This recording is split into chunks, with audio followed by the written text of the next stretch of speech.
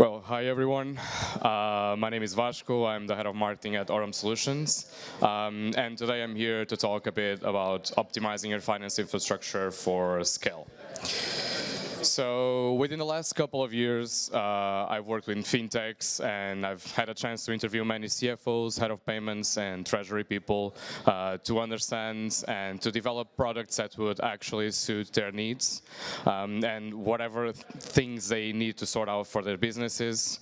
And no matter which industry I came across with, obviously, there were several concerns that were different, but there were also some of them that were common across every company. The major difference was mostly the stage of the company and the size of the company, but the two ones that were similar, major concerns were processes and scalability of the department. And, with so much time spent on manual tasks, like processing expense reports, I don't think it should be surprising to anybody that today's finance teams are stressed, they are overworked, and they stop feeling productive. They often face with endless, busy work, things that are even made more painful due to the lack of technology and automation that they have. But how bad can it be, right? So, according to them, month-end close alone consumes on average 55 hours each month, but some of them, they even say that it can consume up to 100 hours per month. So that means 55 hours of doing the same tasks over and over again, largely due to inefficient technology and lack of automation in general for the department. And that, well, eventually leads to not being able to focus on other business priorities like long-term strategic plan or business development and growth. But behind every task, being that task repetitive or not, there's a process, right? So common disconnected processes are often found in finance teams, as any other team, but finance can feel or find itself as an island a bit disconnected from the other island in the business, which results in a lack of collaboration between teams and the other business units. On top of that, the tools that finance people use are often clunky, which makes it even harder to call other people that may be relevant to what they are doing to join the processes and help them to achieve better results. Yeah, but not only about the technology. There are other things that are in the way of collaboration. We have, for example, the separation between finance and the payments department, where the payments department has a more clear vision where the business is heading in terms of preparation, in terms of goals, and they end up deciding to choose paths without sometimes even considering how those paths impact the other business units. And speaking about technology, obviously, there's not only about systems that were designed for the 80s. I'm speaking about also Excel, that every finance people for sure uses it. We all love it. And despite everything, Excel can be an amazing tool and for sure help in many tasks that people do every day. But the problem is not having one spreadsheet. The problem is when we have several spreadsheets, and when those several spreadsheets are shared with people, and now with people working from home, it gets overwhelming, it gets hard to track, it gets very hard to manage, and the complexity just bursts. So the moment you open an Excel file to start working on them, the questions start appearing. What version are you working on? Is this the most recent version? Who updated it last? What are the latest assumptions? And I think every finance people in the world already experience those questions, and with those, some other problems appear. And it's never about the spreadsheet itself. It seems like we need to know a lot of other things besides the spreadsheet.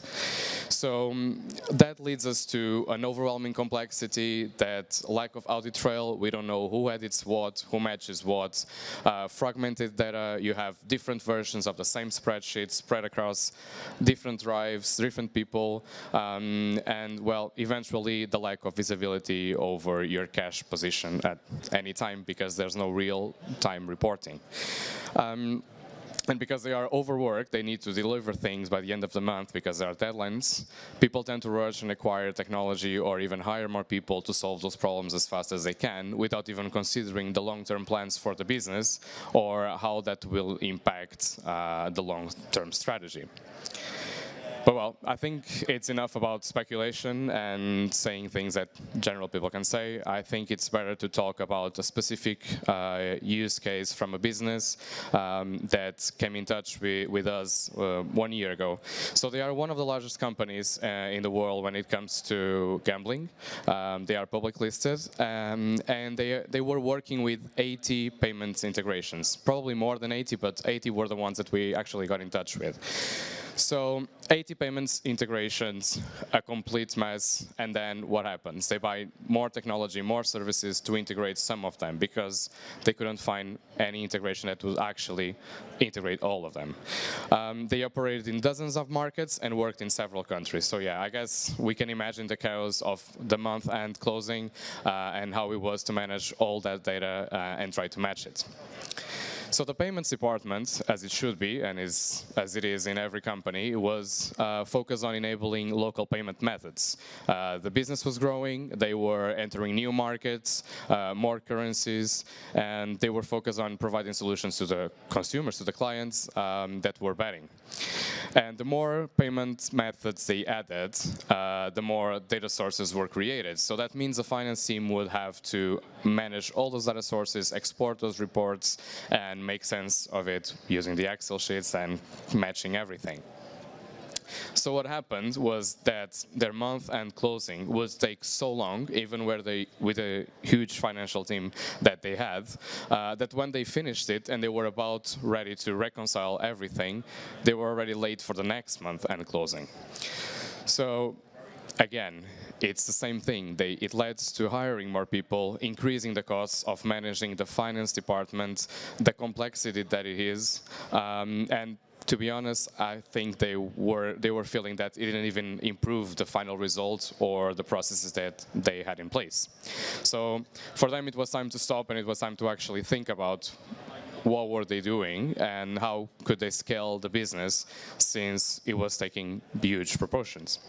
So they found time to look for a better solution. They found time to actually find a partner that would solve the majority of the problems that they had.